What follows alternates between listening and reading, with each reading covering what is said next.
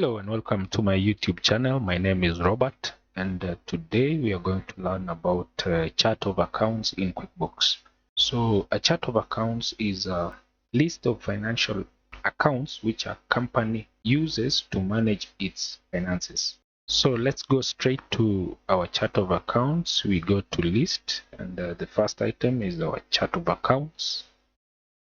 The chart of accounts is divided into two sections. The first section has our current assets, the fixed assets, and liabilities. The current assets includes our cash, our stock, accounts receivable. These are the monies which have not been deposited into our bank accounts. The fixed assets are items which are purchased by a company for use for a long period of time and are not easily converted into cash, while our long-term or current liabilities includes the debt acquired by the company and also our tax account and the credit card charges. While the second part of our chart of accounts accounts for the income, the cost, and the expenses incurred by the company during a specific period of time. As you can see in our chart of accounts, the first section has figures on it, while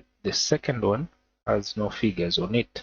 The reason is that the first section represents our balance sheet statement in our reports, while the second section represents the profit and loss statement, which is generated during a specific period of time. And that is why we do not have any figures on it, because we have not specified the period. So let's continue and enter a transaction. So let's go and enter a fixed asset. In our previous video, we had shown you how to make a sale from the sales order to the invoice to the received payment and the banking. So in this section, I want to show you how to enter a fixed asset and how this asset is managed or is entered. So let's go to our list again and go to fixed item. So we want to enter a fixed item.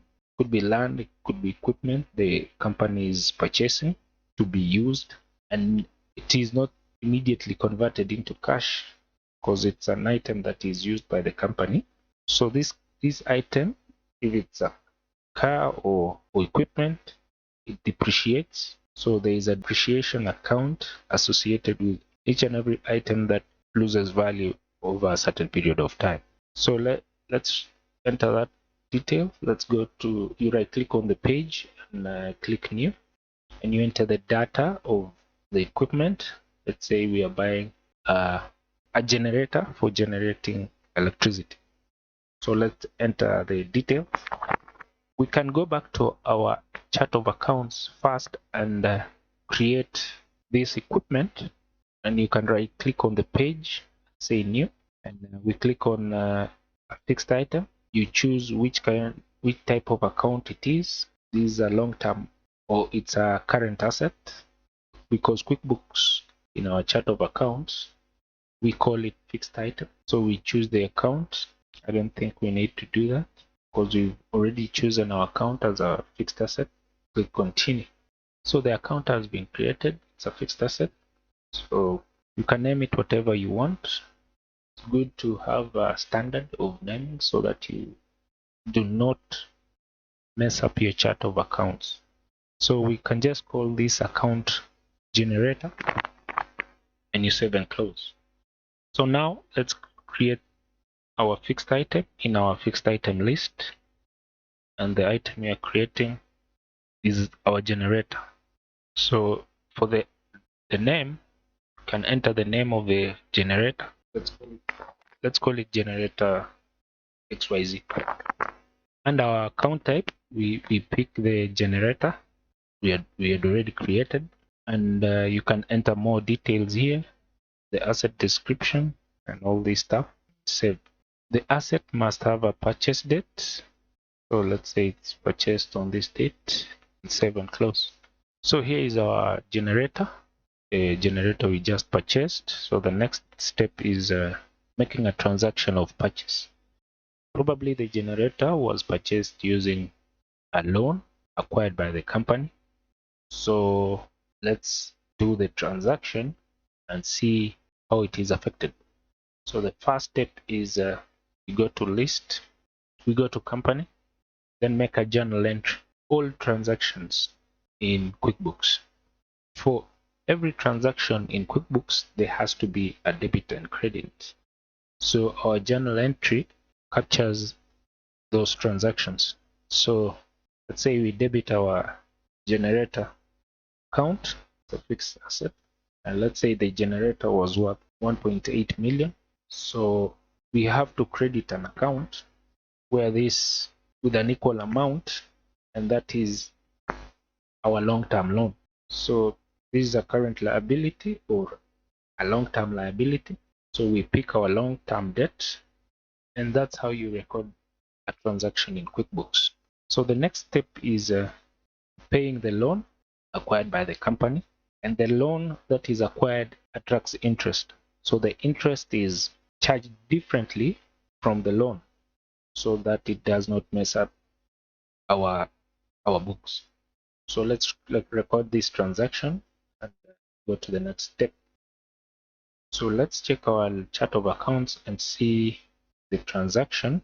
You'll notice that our generator has been debited with a balance of 1.8, while our long-term debt has been increased by another 1.8 million for the generator.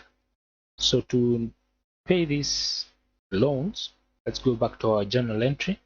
We will debit our long-term loans and we will credit our long-term loan and debit the account used to pay the loan. So let's say you're paying for the loan, we click our long-term loan, we debit it with let's say we are paying 200,000. So let's say we are paying 220,000.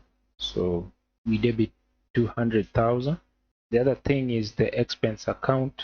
We'll have to, let's look for our expense account, which is expense interest account. Let's look for our expense account and enter 20,000. And we will credit our bank account with the amount recorded here. So this is how you record it so that our transactions are right. So let's save and close and move to the next step. So let's go to our long-term loan, see how the transaction has been affected. So you can see the long-term loan account has been decreased by this amount, 200,000, and our bank account, let's go back to the transaction. We see what we did. Shall we enter the right information? The mistake we did is we entered the credit instead of entering our bank account. So let's change that, save and change it. So let's go back to our chart of accounts and see how it has been affected. So you can see there is a payment of 220,000 which has gone to our long-term debt. So while there is an interest of 20,000 which has gone to our interest account. So you can write a check to the bank which loaned you plus the interest, and all the information will have been captured separately in our chart of accounts.